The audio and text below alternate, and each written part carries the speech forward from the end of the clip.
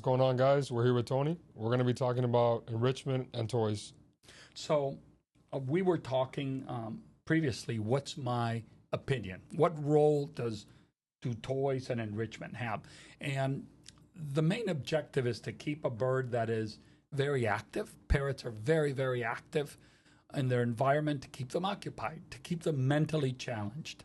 So the role that toys play and that enrichment play are similar, but yet they're also different. Similar in that a bird can chew this and can chew this Royal Poinciana pod. But the difference is I can't eat this. Now, when I look at a beach almond or an Indian almond or a West Indian almond, it's known by many, many names. It's actually this plant here. It's called Terminalia catapa. So the leaves and the pods serve an important role in the wild. One, the nuts, they can chew, they can break them, keeps them busy for a while, and they provide, and I've just cracked this one open, a source of food. So this meets multiple roles. The leaves contain tannin when they're dry. In fact, on Halmahera in Indonesia, I've seen eclectus come down to eat the dried leaves. They actually eat the leaves for the tannins. The green leaves are eaten by many parrots. In fact, I would say that this is a globally introduced plant that parrots across the globe readily take. They'll eat the leaves, they'll eat them green, dry, and then the pods. Tony, can you show us what that Indian almond looks like? Yep. So the Indian almond is, or West Indian or beach almond is just, these are dry. When they're unripe, they're green. As they turn ripe, they turn red, and then as they continue to ripen, they become gray. If you shake them, you can hear the little nut on the inside.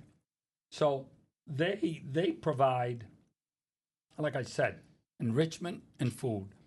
When you look at Royal Poinciana, the outside provides many tannins. Many of the parrots will eat them. In fact, they'll eat them green and they'll eat them dry. And then there are seeds inside this pot. And the seeds also provide food. As I said, that the dried leaves of the almond are eaten by eclectus. Palm seeds are eaten by every parrot species where they're available. So if you look at many of these things, you would say, okay, I would give the almonds to all species. I would give the Royal Poinciana pods to all species. I would give the palm seeds to all species, but size them. So a macaw would get, say, a foxtail, and a conure would get one of the smaller seeds. And then things like Melaleuca, you would give to lorikeets, primarily. And also for Quaker parrots. In Florida, here in Miami Beach, I owned a house, and there were wild Quakers, and they were heavily infected with lice. So what they would do is they would take the seeds and crush them, or the leaves, chew them, and rub them into their feathers, because Melaleuca has many medicinal properties. So does, for example, the dried leaves of the almond. Both are very important in the aquarium trade. They're antibacterial. So this you would give to Quakers, you would give to lorikeets who would eat them and enjoy them. And these seed pods will also be eaten by kikes and pioneers. So there's many enrichment items that suit one species. Many of them cover many species. And the idea is to change whether you give toys or enrichment. You change them every 3 days. More than 3 days, they become furniture, and then it's not good. That was my next question. So how do you go about applying the enrichment, and what do you do after you give some and there might be extra? You could give toys. You could replace toys with enrichment.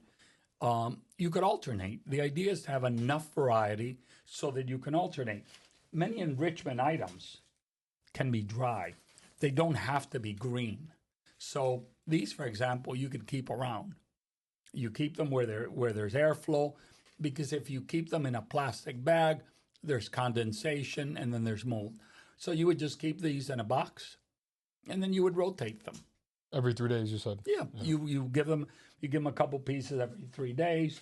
You take whatever they've not consumed or have played with, and then you replace it with maybe some toys. What about the palm seed? So I know there's a lot of clients asking, if I don't want to give my bird the whole branch, can I freeze the palm seed? You could freeze them. You can leave them dry.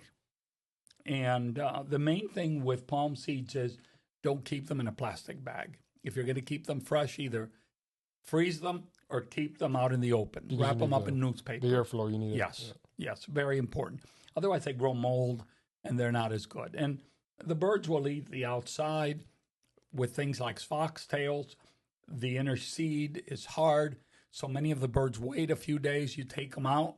You don't throw them out. You take them out, you store them, and a couple weeks later, you give them back to the bird. They're dry, and they'll be easier to crack open. So you don't want to the bird can get into the nut. You don't want to leave it for so long, otherwise the bird will get, bored of it, and it becomes furniture. It won't be a treat. Yeah. Yes.